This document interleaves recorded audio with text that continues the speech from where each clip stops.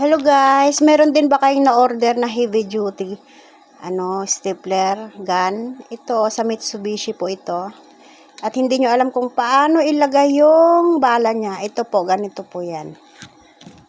Ito po 'yan sa loob niya, no. Balik ko ulit. Ayan kasi 'yan sa likod, oh.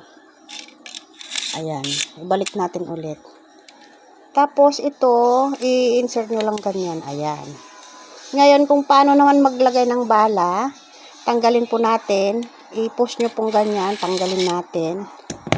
Tapos, ito po yung bala niya. Yan. Tapos, ito ilalagay natin po ngayon ito. Ayan po sa ilalim niya. I-shot po natin ganyan. Ayan. Ayan. Malalaglag po siya dyan. Ayan. Nandyan na siya. Tapos, itong niya, ilak natin ulit. Ayan po.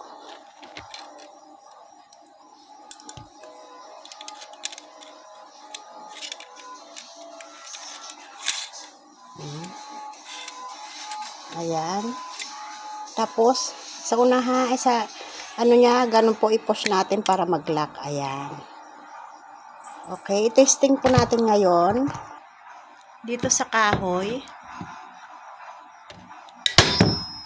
Ayan.